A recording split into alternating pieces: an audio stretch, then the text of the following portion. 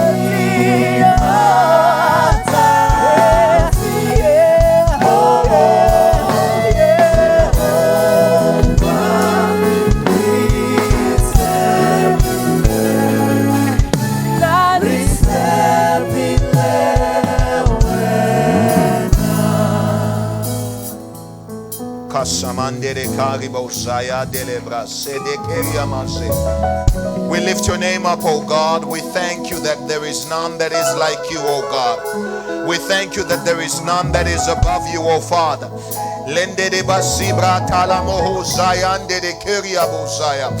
We thank you that, God Almighty, even through the deepest of the valleys, you lifted us up, O God. We thank you that even, oh God, Father, through the highest of the mountains, oh God, you carried us through, and we give glory and honor unto you, oh Father. We thank you that you are God. We thank you that you are King. We thank you that you are Jehovah. We thank you that there is none that is like you, oh God. We thank you that, Jehovah, you have delivered us, oh God. We thank you that, Jehovah, you have healed us, oh Father. We thank you that, Jehovah, you have stood strong in the midst of trials. You never left nor forsake us. We thank you that, Jehovah, you have remained God, our stronghold, our Redeemer, our deliverance, our strength, oh God. We thank you, oh God, that you are faithful, oh Father. We thank you, oh God, that there is none that is like you, oh Jesus. We bless your name and we adore you, oh God. We bless your name and we thank you, oh Father. We bless you for you are good. We bless you for you are Jehovah. We bless you for you are the ancient of days, the great I am, the Lord who stands strong and mighty, the Lord who is Jehovah, the Lord who is our deliverance. We bless you, O Father, for you are faithful, for you are good, O Father, for you are kind, O God. We thank you that there is none that reigns above you, O Father. Releva Sandeleba Hayas, Ricabro Sondo no Coria Bas, Ribalabasi Mando no Coria Casimbeto. We bless you, O God, for there is none that is like you, O God. We trust in you and no one else, oh God. Our hope and our trust is in you, oh God. We thank you that, Lord, you have proved yourself. Over and over again, you have proved yourself, oh God. Over and over again, you have healed us so far. Over and over again, you have delivered us, oh God. And this morning, our hearts are lifted to you, oh God, to say there's no one that we trust but you, oh Father. No other God but you, oh God. No other God but you, oh God. No other God but you, oh God. Kamatsatsi limatsatsi, we trust in you, oh God. We trust in you, oh Father. We trust in you, oh God. We trust in you, oh God. Every day we trust in you, oh Father. We trust in you, oh Lord. We thank you, oh God. Jehovah, we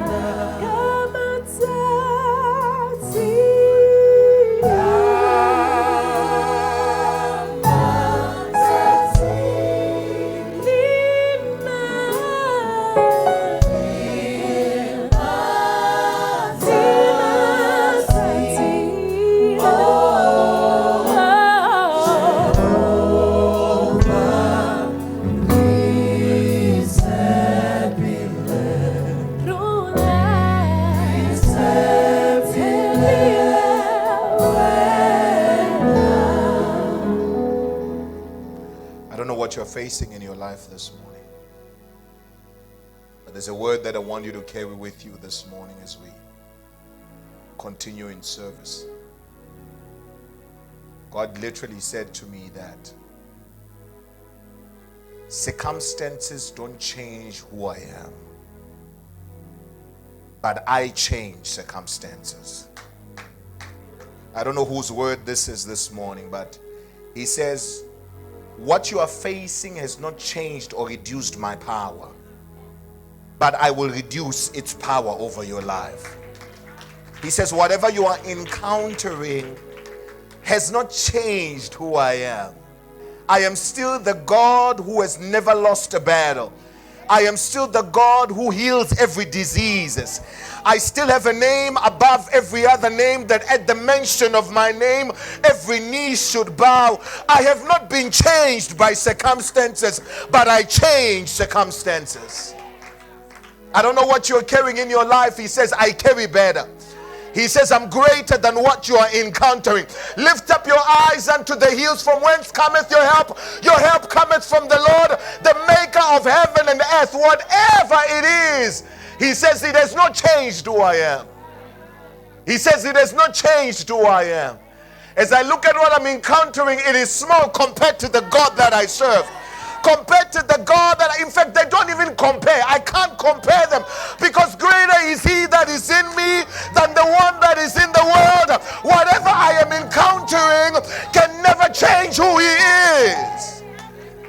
You serve a mighty God. When the battle comes, he does not run away. No, he stands and he fights the battle. He stands and he fights the battle. In this time and in this season, you don't know what to touch, you don't know what to leave, but don't leave him. Don't leave him. Don't leave him. Don't leave him. Every day, every hour, no matter the season, he still remains the same. And as we stand here this morning, you don't have to tell me what you're going through. He knows what you're going through. You don't have to tell a friend, because friends cannot do what he can do. They cannot change like he can change. I want you to take this word for yourself. Circumstances don't change me. I change circumstances. That is what he's saying this morning. And as we stand here, I want to pray with you.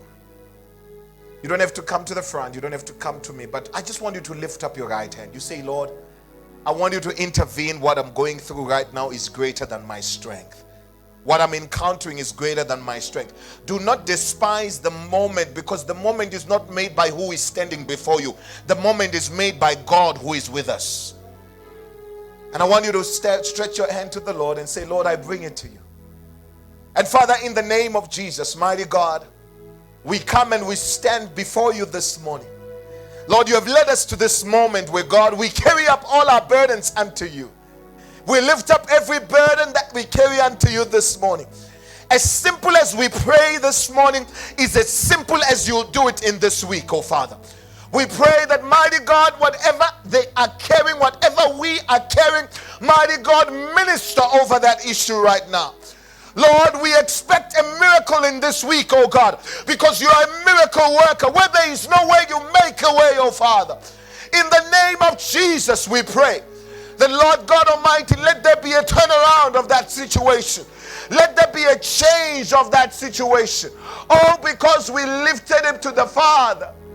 He who can do what no man can do. And Father, I pray this morning that, Lord, as we lift up, oh God, our heavy burdens before you, you said, let us cast all our cares unto you. And Lord, you will take care of them. And Father, we pray this morning that, Lord God Almighty, as we have lifted them up to you, we thank you for the peace in our hearts. We thank you for the peace that reigns over our lives. And Lord, we thank you for bringing men that you will use to carry our solutions. We thank you for bringing letters that will change our lives. We thank you for bringing instances and situations that will transform us to the next place where we are supposed to be. And I thank you, Lord, that as we have prayed this morning, it is done in accordance to your word. It is done in accordance to your word. Can we go into the word of God this morning? Hallelujah. Is that all right with everybody? Amen. We have started a series, The Place of Worship, is what we are teaching on in the next couple of weeks. And what an awesome time we had last week. What a great time. And I was revisiting that message throughout the week, and it kept resonating. It kept on hitting home that my worship must be worth receiving by God himself. So many times we sing the quantity of songs and the quality of the worship does not rise. So we end up singing so many songs. And I realized that God said to me throughout the week, he said, unfortunately, for many of us, the songs we are singing are for us because we want to feel like we're there. But the question is, what he's receiving from us, is it there? Is it the real thing? And it was quite a challenging and self-introspective week as well to realize, how do I now bring the right kind of worship to the Lord? Amen. I want us to go again to Genesis chapter number 22, and we're going to read verse number 4 to verse number 10. Genesis chapter number 22, verse number 4 to verse number 10. That's our key scripture in this series, The Place of Worship. Genesis chapter number 22, verse number 4 to verse number 10. The Bible reads as follows. Then on the third day, Abraham lifted his eyes and saw the place afar off. And Abraham said to his young men, stay here with the donkey. The lad and I will go yonder and worship, and we will come back to you. So Abraham took the wood and the burnt offering the wood of the burnt offering, and laid it on Isaac his son. Somebody say, laid it on Isaac his son. And he took the fire in his hand and a knife, and the two of them went together. But Isaac spoke to Abraham his father and said, my father. And he said, here I am, my son. Then he said, look, the fire and the wood, but where is the lamb for a burnt offering? And Abraham said, my son, God will provide for himself the lamb for a burnt offering. So the two of them went together. Then they came to the place which God had told him, and Abraham built an altar there and placed the wood in order, and he bound Isaac his son and laid him on the altar upon the wood.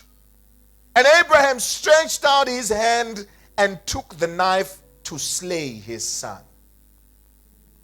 I want to read verse number 9 again.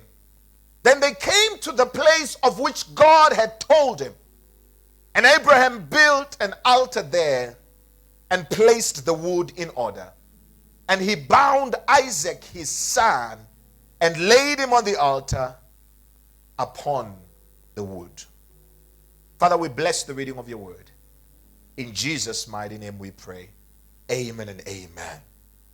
I want to share with you this morning under the subject, go alone. The pause is very important, isn't it? When they ask you what we taught, you must say, go, pause, alone. Very important. Go alone. As I was really meditating on this morning, God began to really bring me to the understanding that many a times when worship happens, or when worship needs to happen, many of us get consumed by what others are doing. We get consumed by what is being done by another, and we don't have our own that we can talk about. And we spoke last week about what worship means or what worship is, and we spoke about that worship is a sacrifice. Worship is a test. Worship is something that you need to do, understanding that worship is not taken but it is given. And so many times, like I said last week, we wait for God to come and take what we should give to him. And that's why the Bible says, take up your son, your only son whom you love, and go and offer him. God could have come and taken Isaac, but the glory in taking is absent. But there is more glory in being given. Amen. Typically, to what I want to say to you in that point is it's important to understand that you can never publicly enjoy something you stole.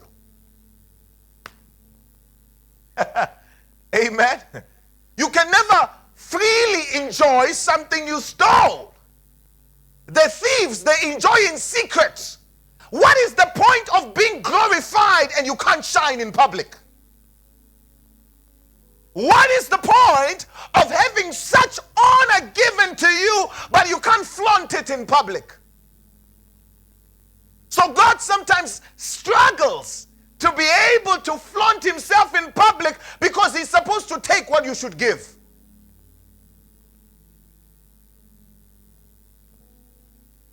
Go alone. Let's get to the gist of what we've read. I don't want to repeat what we said last week, but let's get to the gist of what we've read.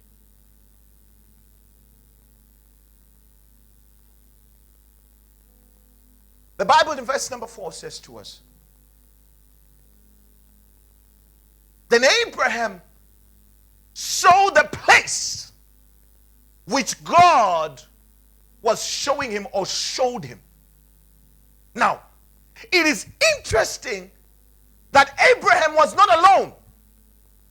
Are we together? He was not what? He was actually with his servants, two servants of his, a donkey and his son. But we can be in the same room but not see the same place. Oh my God. I want you to hear how personal worship is. The problem is you want to see like us. But can I put it to you that Abraham, two servants, Isaac and the donkey, were not going for the same purpose. Isaac might have been going to help his father in his own mind. The donkey might have been going just to carry the load, but did not know where we were going. And sometimes we gather in the same room, but some people don't know where we are going. They don't know where we are going. The Bible says Abraham lifted up his eyes on the third day. It's amazing that it was on the third day, the same day where Jesus resurrected. The same day where glory and death was conquered. It is the same day where Abraham saw the place of death. So Jesus was being typified or shadowed in this particular passage of scripture. So we therefore see Abraham is the only one that sees where God wants him to go. Now, you can miss the place if you miss the purpose. Listen to me very well. You can miss the place. You can be looking at it and not see it. Have you ever looked at something and not see it? I mean, if you're an angel, we welcome you, but we are human. Have you ever looked at something and not see it? Because you did not know what you were looking for. Huh? But when you know what you are looking for, you will never miss when you look. So many of us miss God in the building because we did not come for the right things. Huh? We miss his presence while he is there because what we came for is not him.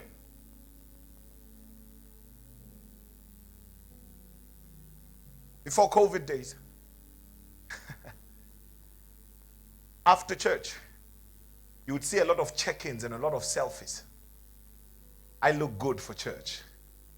I dress well for church. But you see, God is not looking for the dressed on the outside. You can be very highly expensive, but naked in the heart.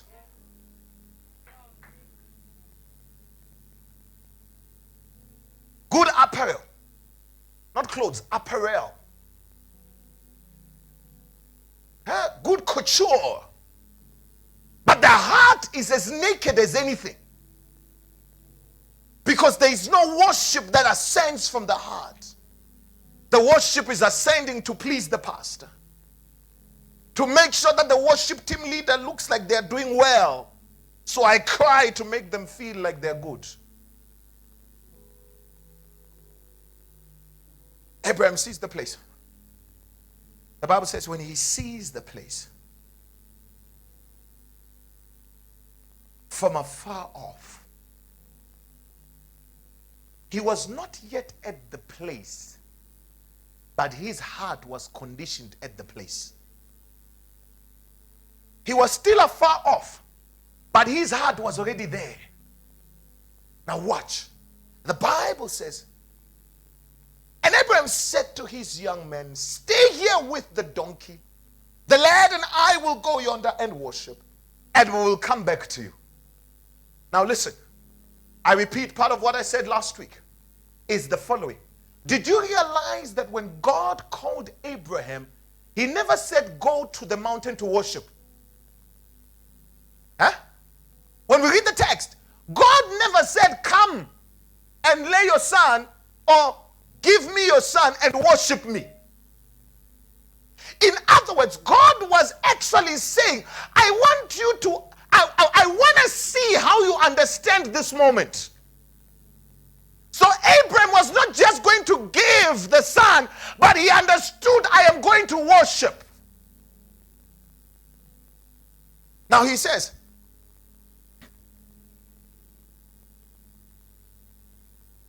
stay here with the donkey. I and the lad will go yonder and what? And worship. Why do I need to go alone? Let's get into it.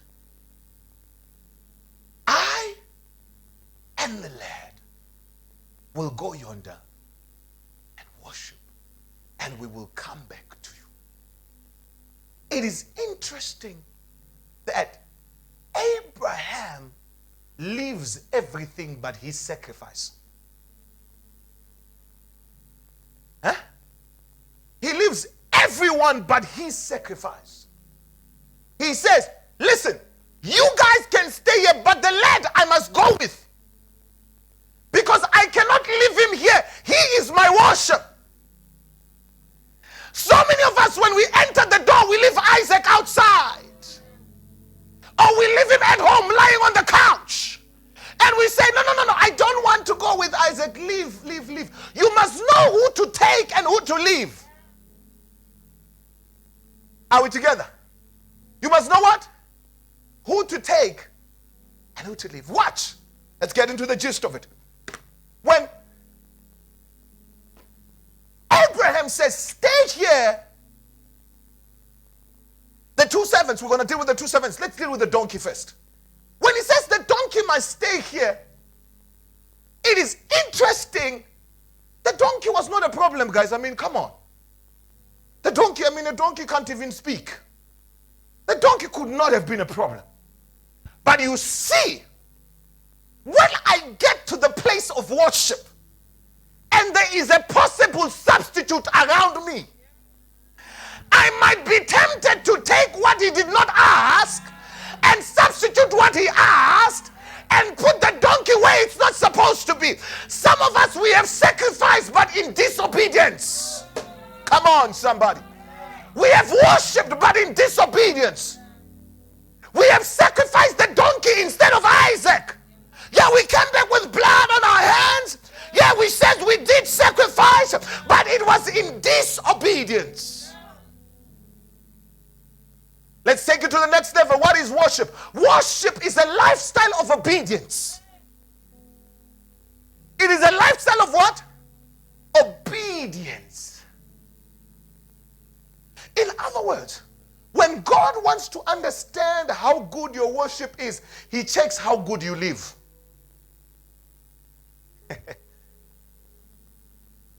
So worship grows beyond just giving a thing, but giving a life.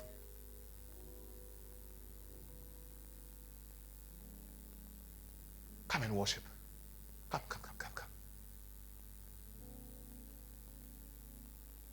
As she's lifting up her hands and worshiping the Lord, the servants were left because they can be a disturbance to my worship. This is what the enemy does. For most of us, when our hands are lifted up and worshiping with our faces lifted up to the Lord and worshiping, he comes and he blesses us. Take it. Now look, when you take it, your hands go down.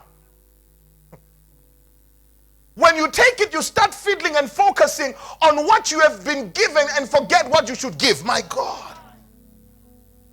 So the servants, had they gone up there, they would have said, not your son, rather me as your servant. So sometimes the enemy stops your worship by answering your prayer. Is this a bit too high? Should I go a bit lower? Now, you must understand that there are blessings that the enemy uses to sidetrack you.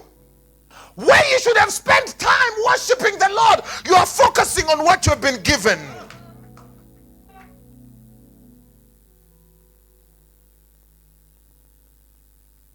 And unfortunately, for some of us, God needed to use the pandemic so that we stop focusing, but we start focusing. He needed to use poverty for you to understand he's your richness or he's your riches. So watch. Where I should have been lifting up my hands, I'm busy fiddling with what I've been given. Why did he leave the servants? Number two, he left the servants because had he taken the servants,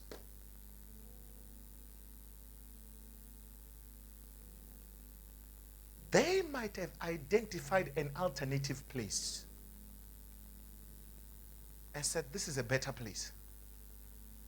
Watch. The mountain where they were going to was significant because a lot of worship has happened there before. A lot of sacrificing has happened there before. So it was not an altarless place. Yeah, that's a better word. It was not an altarless place. The altars that were there were plenty, but they were not what God called Abraham to.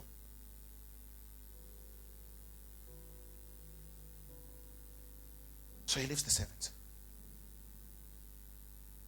When he leaves the servants, he says, I and the son go yonder and worship.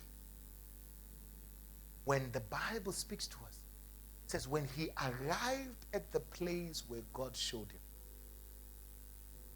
This is what happened. When he arrived at the place where God showed him, the Bible, in fact, before they arrived, Isaac asks a question. He says, the wood I see, the fire I see, but where is the lamb? It's an important question. Because if we're going to sacrifice, there must be a lamb. So this activity that they're doing here, or this thing that they're doing here, Isaac is not seeing it for the first time. Giving as a sign of worship was a culture in the family. So Isaac knew for worship to happen, the lamb, the wood, the fire must be there. But watch. He is asking his father, where is the lamb? The Bible says that Abraham had put the wood on Isaac's back.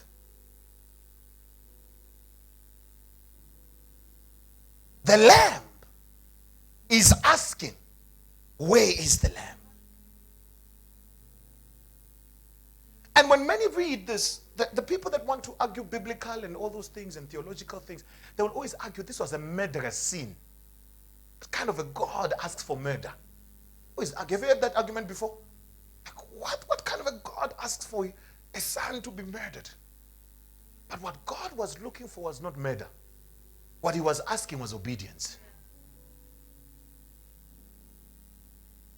Obedience. So the lamb is asking, where is the lamb? I want to bring you to the reality of what Abraham experienced here. What he was possibly not coming back with was asking who is going to be killed. Imagine Isaac innocently asking, where is the lamb? And you know he is the lamb. And your answer says, God will provide. But you are looking at the lamb. Take it a bit further. Imagine he's looking at his own flesh and blood, his own son, and he still continues up the mountain. Even after that question, he still continues up the mountain. I realize that our worship or our sacrifice has a voice. Sometimes it can ask you, are you really doing this? Are you really taking this and giving it to him? When I get to the gist of it.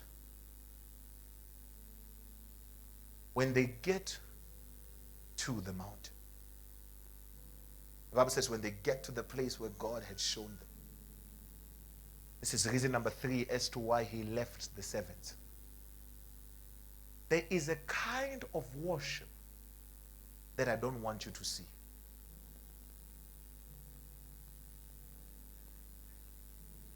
There is a kind of worship that cannot be done during the people. Because if the people knew how you wanted to worship, it doesn't make sense to them.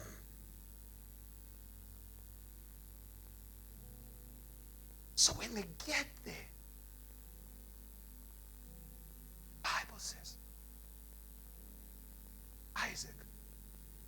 Abraham took Isaac and he bound him up. Isaac was about 25 to 27 years old. You have a 25-year-old here? 25. Don't be scared of your age. It won't change whether you tell us or not. There'll be no greater ID. 25, 24, anybody? It's impossible. I'm very sure it's impossible. You're just scared of your age. It will come. You're 20? 27. 25 to 27 years old. I mean, like, really. We must struggle just to get somebody to come and appear on camera. Okay. Watch.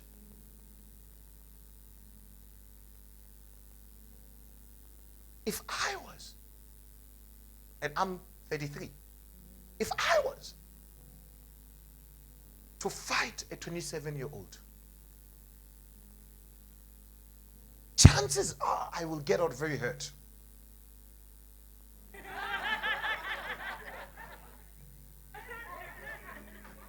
Let's meet after service now at the parking lot. Chances are, as a 33-year-old, I will get up with some bruises. Now, if Abraham got Isaac at 99, and Isaac is 25 years old, how old is Abraham? 120? Listen. A 124-year-old is tying a 25-year-old. I'm sure the question that Isaac asked is answered right now.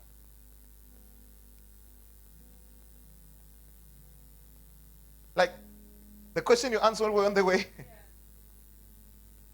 This is it. This is the answer. I want to bring you to a next level of worship,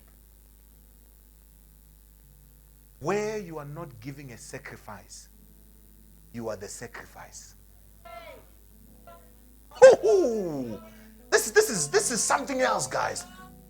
A 25-year-old has now received the answer to the question he asked, but he never resisted. He never fought back and said, I don't want. Sometimes God has your money, but he does not have you. He has your gift, but he does not have you. And there are places where God is not looking for Abraham, but he's looking for you, Isaac, to submit and understand, I will do this now. The power that Isaac had was far greater than the power his father had. But his obedience was overpowering him more than his physical power.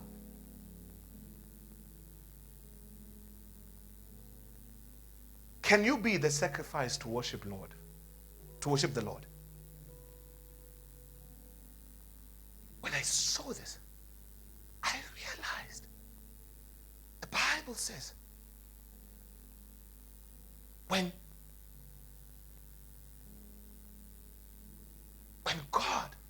Abraham had tied Isaac up, he took Isaac.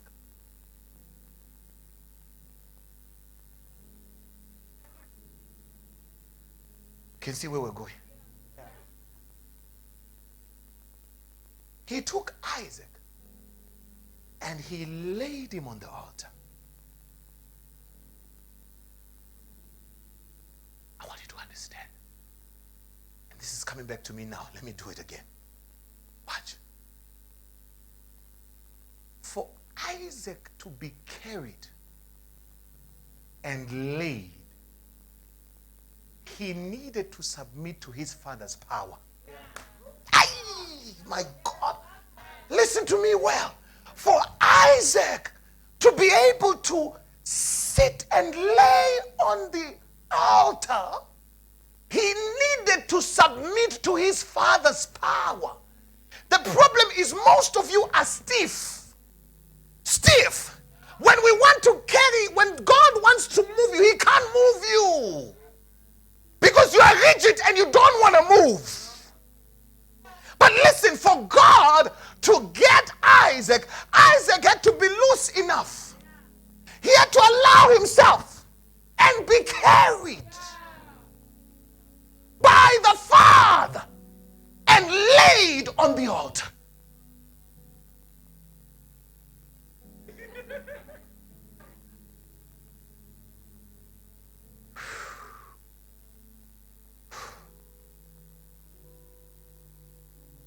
What God is testing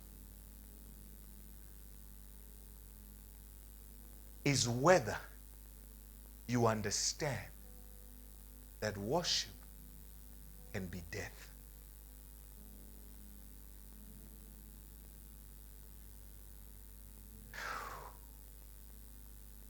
Worship can be what?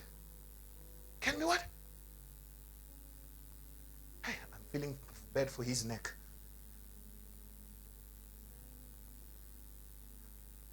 Just make you a bit comfortable. That's it. Worship can be what? I listened to this statement when God said it. I said, what do you mean? He said,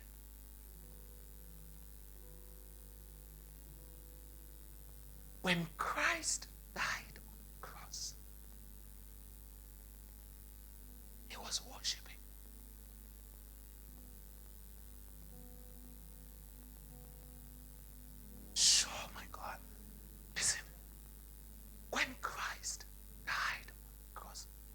This is the same guy who walked on water.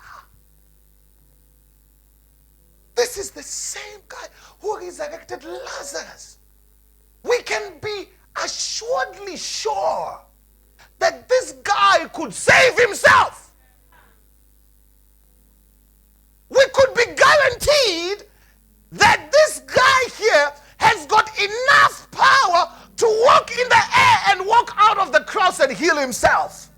But he understood there is a level of worship where I cannot come out alive. There is a level of worship where my fleshly desires are dead to me. It is no longer I that lives, but Christ. There is a level of worship where I don't care how I'm dressed, where I don't care what I drive. Whatever I have for myself, I give to him. And he wants his church at that level of worship. And God says, the problem is, they are still alive. They are still alive. John chapter 16, Jesus says, if a seed does not die, he knew. Just like Isaac knew, now it is obvious. Jesus knew. And I asked God, I said, God, what are you saying? He said, the worship I desire from my church is the worship where their flesh is dead. When I say flesh, many will think of sin. No, I'm not there yet. I'm not that deep yet. Very shallow. Very shallow. Where the flesh is dead, as simple as what I bought with so much money, I can get it to kneel before the Lord. So many of us, before our clothes die before the Lord, we think of the price.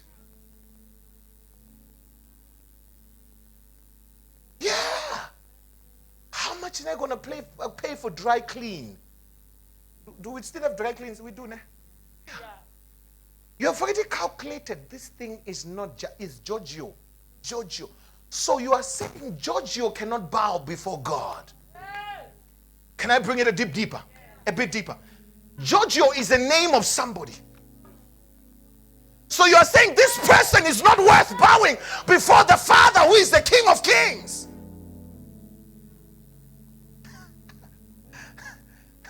Whatever, you go home, go check and research. You are wearing a person. Pierre Cardini, you are wearing a person. Paolo Falcone, is he still there? You are wearing a person. So you have decided the person that makes me is better than the one who created me.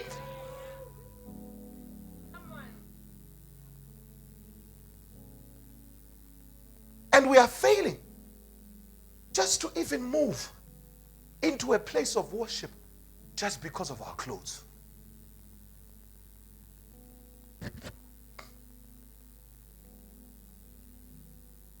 And that is where the enemy has found an opportunity to get worshipers to worship him.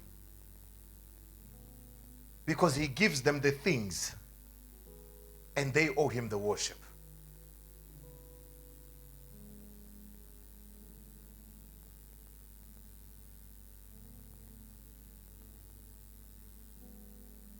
The Bible says Isaac laid. He laid on the altar.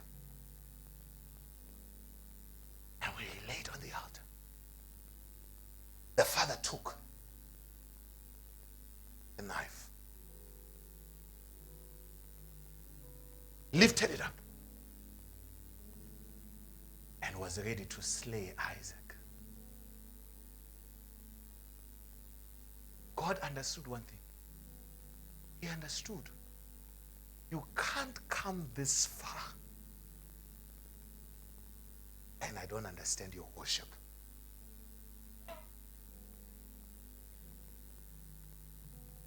He understood. It is so obvious who is going to die. It is so obvious who is killing or who is sacrificing. You can't come this far and I doubt your loyalty to me. The problem is, you forget that Isaac said, so that Abraham said, I and the son will go yonder and what? And what? We will come back. Hey. This is the part we forget. God was actually sending Abraham to kill. Abraham believed in the resurrection power of God. Listen, he understood that what will die in my life, he will resurrect yet again. The problem is you think it's going to die forever. But Abraham went worship and he understood if I can kill, he can resurrect. If I can give, he can give back. A good measure pressed down, shaken together and running over. If I can let it go to him, he can give me back better than what I gave. He said, we will come back. We will come back. I don't know what you lost in your worship, but he says you gotta declare, we will come back. Oh my God. Abraham understood that when I come back, I'm not coming back alone. When I come back, I will still have my son. Even if I kill him, he is the resurrection and the life. And I realized worship is a level of trust. Worship is a level of what? Trust. I trust him enough that if I lose this thing, it will come back.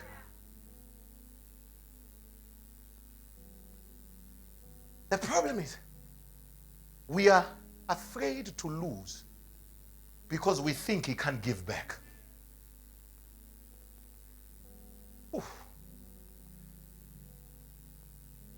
As I'm speaking, introspect your worship.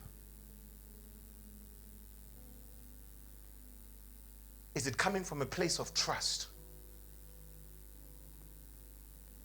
I need to finish. Watch. Oh yeah, I need to. Watch.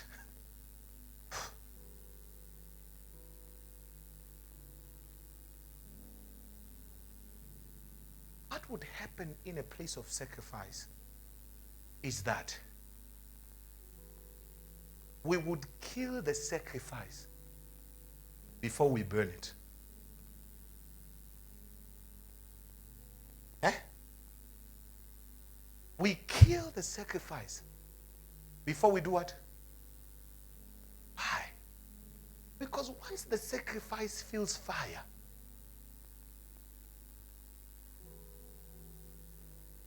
it can waleka. Yeah. It can go to different directions. Some of us want to give a sacrifice that we have not killed.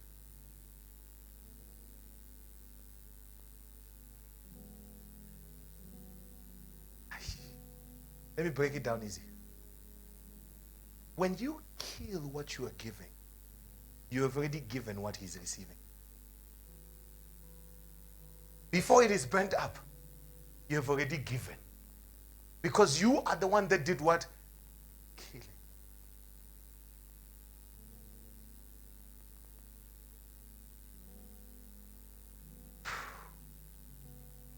And Abraham lifted up the knife. And he was ready to kill. I'm going to go to verse 11 next week. May not get tempted. Abraham lifted up his knife and he was ready to kill. Do you understand that if he did not go alone, he would not get this far? If he went with the servants would have said, what an abomination, don't do this. You can't do this. You see, there is a place where your company is hindering you from worshiping. The people you are keeping around you are the ones that are hindering you from worship. Because every time you want to, what kind of worship is this? Never. The problem is, before we worship, we want to be understood.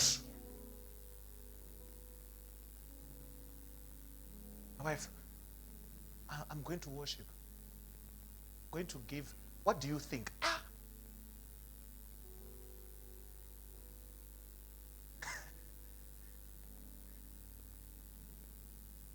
My wife uttered a statement the other day. I think about a year after we were married. She said to me, hey, you can never be trusted.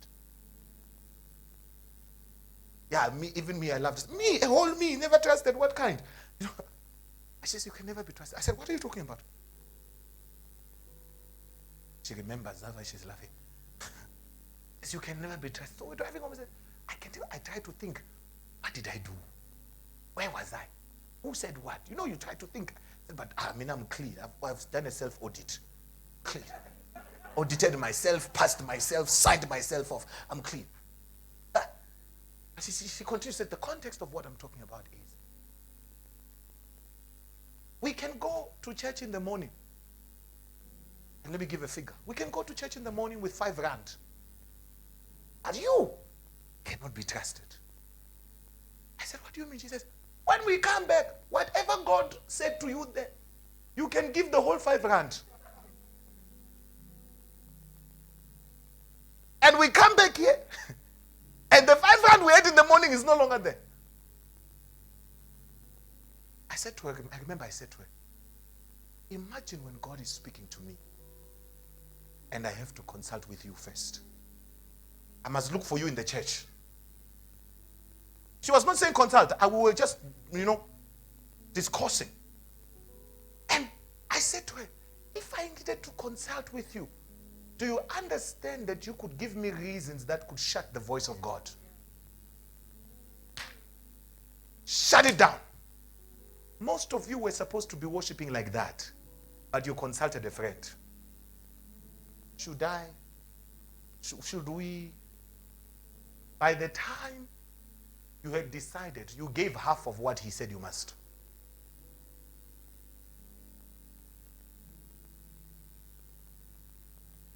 Young men, shame, ne? That is why the servants did not go. Because they would have been like you and me. Shame. No, man. No, man. The worshiper understands more than the viewer. Let's finish off with him because I can see the mothers are feeling for you. Mothers that give birth. Yeah.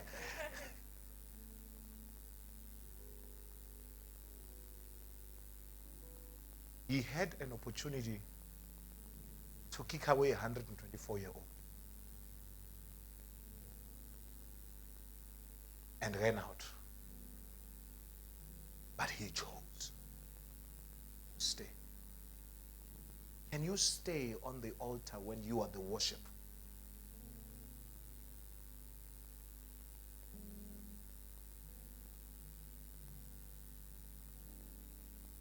Can you stay?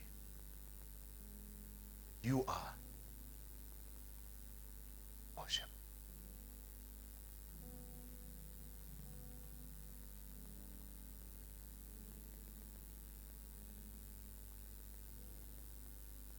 To this. Thank you.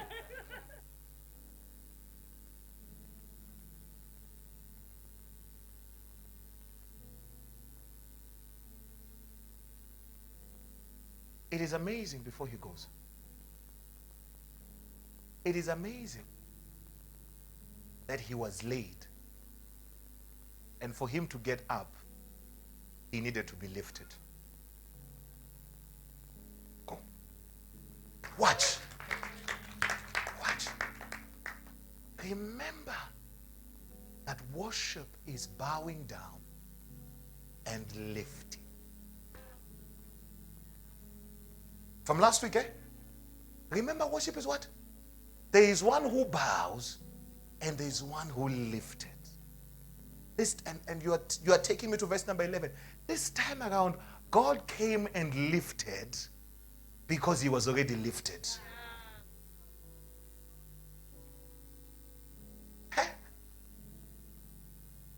The same way Abraham laid Isaac on the altar is the same way where God came and lifted Isaac. We're going to talk the kind of lifting next week. Watch. There is a place I can't go with you. I can't come with you. If I came with you, there would be more sense than worship. It would make sense not to give this thing because I came with you. I will tell you all the reasons why you should not why you should, because I came with you.